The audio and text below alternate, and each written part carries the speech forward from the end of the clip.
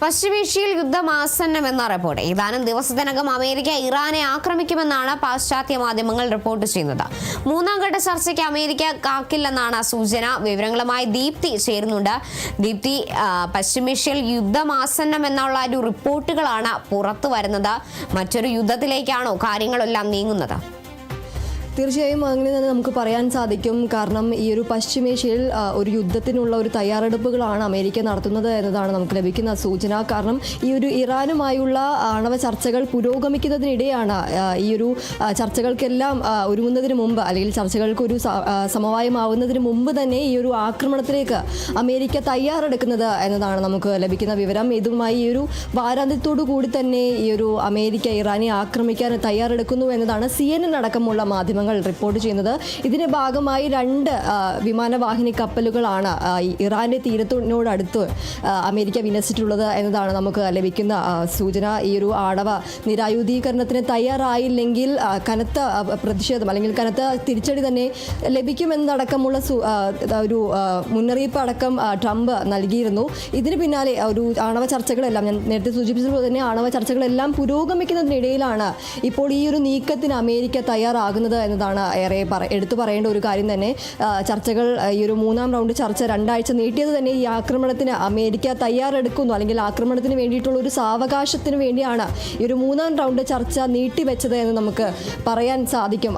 അതാണ് ഈ ഒരു ലഭിക്കുന്ന സൂചന എന്ന് പറയുന്നത്. കാരണം ഈ ചർച്ചകൾ, 3ാം റൗണ്ട് ചർച്ചകൾ നീട്ടിവെച്ചത് ഈ ഒരു ഇറാനെ ആക്രമിക്കാൻ വേണ്ടിയിട്ട് അമേരിക്കയ്ക്ക് ഒരു സാവകാശം വേണം. ഈ ഒരു സാവകാശത്തിന് വേണ്ടിയിട്ടാണ് ഈ ചർച്ചകൾ നീട്ടിവെച്ചത് എന്നതാണ് ഇപ്പോൾ നമുക്ക് മറ്റ് നാഷണൽ മാധ്യമങ്ങളെല്ലാം റിപ്പോർട്ട് ചെയ്യുന്നതിൽ നമുക്ക് ലഭിക്കുന്ന വിവരങ്ങൾ. ഈ ഒരു സർവ്വസന്നാഹങ്ങളോട് കൂടി തന്നെയുള്ള വിമാനവാഹിനി കപ്പലായ USS എബ്രഹാം ലിങ്കൺ ഇറാൻ തീരത്തിന് 600 മൈൽ അകലെ നിലയുറപ്പിച്ചിട്ടുണ്ട്. അതുപോലെ തന്നെ 2ാമത്തെ വിമാനവാഹിനി കപ്പലായ ജെറാൾഡ് ഫോർഡ് ചെങ്കടൽ ഗൾഫ് തീരത്തിനോടടുത്ത് തന്നെ വിന്യസിച്ചിട്ടുണ്ട്. ഈ ഗൾഫ് തീരത്തിനോടടുത്ത് നീങ്ങുകയാണ് എന്നതാണ് നമുക്ക് ലഭിക്കുന്ന വിവരം. ഇത് ഒരു ശനിയാഴ്ചയോടുകൂടി തന്നെ ഈ കപ്പൽ ഇറാൻ തീരത്തിനോട് അടുക്കുമെന്നതാണ് ലഭിക്കുന്ന വിവരം. ഈ ഒരു ഇറാനെ ആക്രമിക്കാൻ തന്നെ ലക്ഷ്യമിട്ടുകൊണ്ട് ആണ് അമേരിക്കയുടെ നീക്കം എന്നതാണ് നമുക്ക് ലഭിക്കുന്നത്. F-35, F-22, F-16, F-17 അടക്കമുള്ള യുദ്ധവിമാനങ്ങളാണ് ഈ കപ്പലുകളിൽ ഉള്ളത് എന്നതാണ് സൂചന. 2 വിമാനവാഹിനികൾക്കൊപ്പം മിസൈൽ വിക്ഷേപങ്ങളിലും നശീകരണ കപ്പലുകളും ഉണ്ട് എന്നതാണ് സൂചന. ചെങ്കടൽ അടക്കം 13 യുദ്ധക്കപ്പലുകളാണ് അമേരിക്ക നിരത്തിയിട്ടുള്ളത്. ഇതുകൂടാതെ Iraq, Qatar, Oman, Kuwait, Bahrain, Jordan അടക്കം രാജ്യങ്ങളിലെ സൈനിക താവളങ്ങളിൽ സ്റ്റെൽത്ത് ബോംബർ അടക്കം എത്തിച്ചതായാണ് ലഭിക്കുന്ന വിവരം.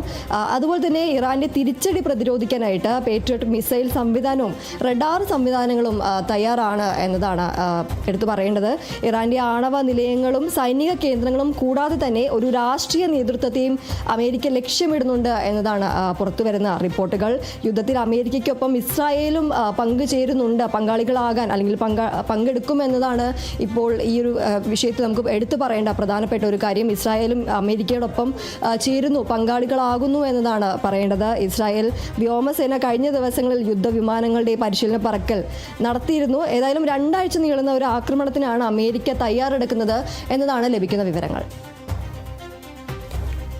ശരി, വ്യക്തമാണ്. ദീപ്തിയാണ് വിവരങ്ങൾ നൽകിയത്.